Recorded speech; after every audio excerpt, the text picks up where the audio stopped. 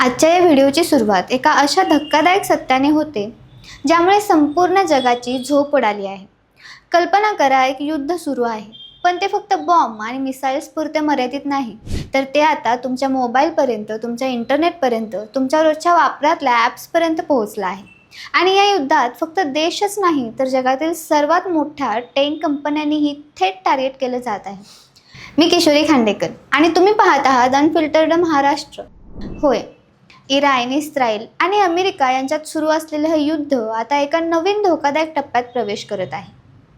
एका महिन्यापासून सुरू असलेलं हे युद्ध थांबायचं नावच घेत नाही. उलट प्रत्येक दिवसागणिक परिस्थिती आणखी गंभीर होत चालली आहे. अमेरिकेने इराणवर सलग आणि प्रचंड हवाई हल्ले सुरू ठेवले आहेत. हजारो टार्गेट्स नष्ट केले जात आहेत. लष्करी तळ उद्ध्वस्त होत आहे. आणि याच दरम्यान इराणने एक असा निर्णय घेतला आहे ज्यामुळे संपूर्ण जग हादरलं आहे.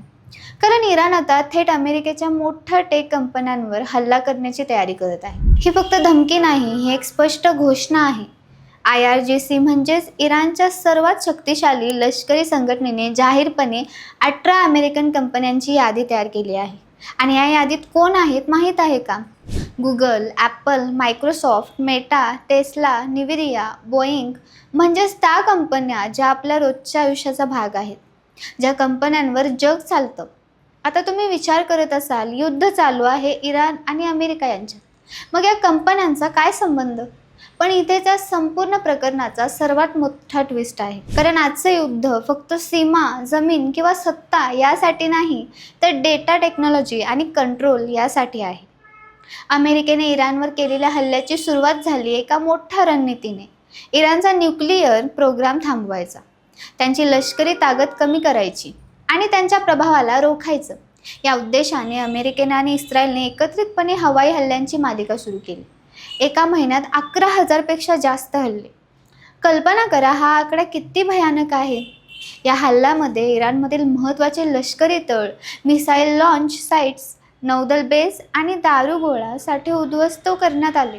इस्पाहान शहरात तर 2,000 पाऊंडचा बंकर बस्टर बॉम्ब वापरण्यात आला, जो जमिनीखालील टार्गेट्स नष्ट करण्यासाठी वापरला जातो. म्हणजेच हा हल्ला फक्त वरचा नव्हता, तर थेट इराणच्या संरक्षण व्यवस्थेचा मुळावर प्रहार करणारा होता. पण इराण ही शांत बसलेली नाही. त्यांनी लगेचच प्रत्युत्तर दिलं. ड्रोन हल्ले, मिसाईल्स हल्ले आणि सर्वात महत्त्वाचं म्हणजे त्यांनी युद्धाची दिशा बदलण्याचा निर्णय घेतला. त्यांनी स्पष्ट सांगितलं, जर आमच्या नेत्यांवर किंवा देशांवर हल्ले सुरूच राहिले, तर आम्ही फक्त लष्करी ठिकाणांवर नाही, तर अमेरिकेच्या टेक्नॉलॉजी इन्फ्रास्ट्रक्चरवर हल्ला करू. आणि इथून सुरू झाला या युद्धाचा सर्वात धोकादायक टप्पा. कारण आता युद्ध रणांगणांवरून नाही, डिजिटल वर्ल्डमध्ये शिफ्ट होत आहे.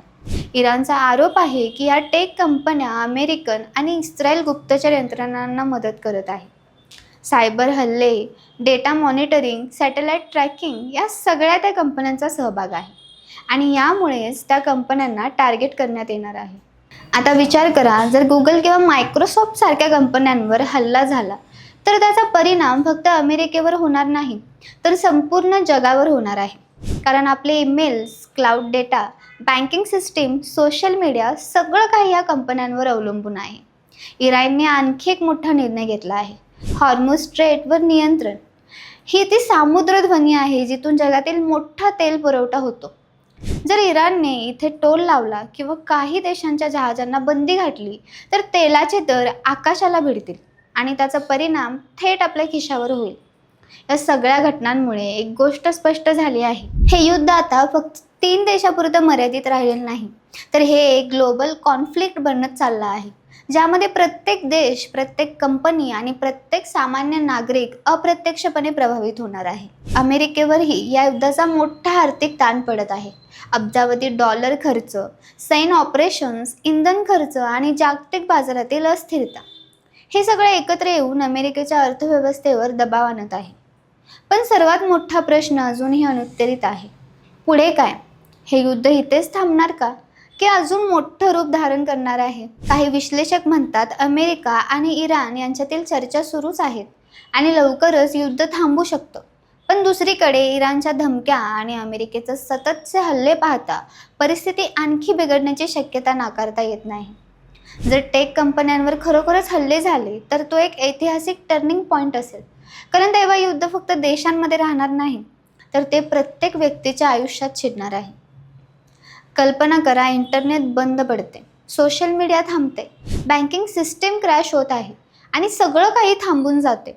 हे सगळं आता फक्त कल्पना नाही, तर शक्यता बनत चाललं आहे. या सगळ्या घटनांमधून एक गोष्ट नक्की समजते, जग आता एक नवीन प्रकारच्या युद्धाच्या उंबरठ्यावर उभं आहे, ज्याला हायब्रिड वॉर म्हणतात, जिथे मिसाईल्स आणि डेटा दोन्ही एकत्र वापरले जातात. आणि या युद्धात कोण जिंकणार हे अजूनही कुणालाच माहीत नाही. पण एक गोष्ट निश्चित आहे, या युद्धाचा परिणाम संपूर्ण जगावर होणार आहे. म्हणूनच हा व्हिडिओ शेवटपर्यंत पहा, कारण पुढील काही दिवस कदाचित आपल्या आयुष्यातील सर्वात मोठे बदल घडवू शकतात आणि आपण सगळे या इतिहासाचा भाग बनणार आहोत. हे युद्ध थांबेल का, की आणखी भडकणार? टेक कंपन्या खरंच टार्गेट होतील का? आणि जर झाल्या तर त्याचा आपल्या आयुष्यावर काय परिणाम होईल? हे सगळे प्रश्न अजून अनुत्तरित आहेत आणि कदाचित पुढील काही दिवसातच त्याची उत्तरं आपल्याला मिळतील. तोपर्यंत सतर्क राहा, माहिती घेत राहा, कारण हे फक्त एक युद्ध नाही, तर एक बदल आहे, जो संपूर्ण जगाला नव्याने उघडवणार आहे. तुम्हाला जर ही माहिती आवडली असेल तर चॅनलला लाईक करा, शेअर करा आणि सबस्क्राईब करायला विसरू नका. धन्यवाद.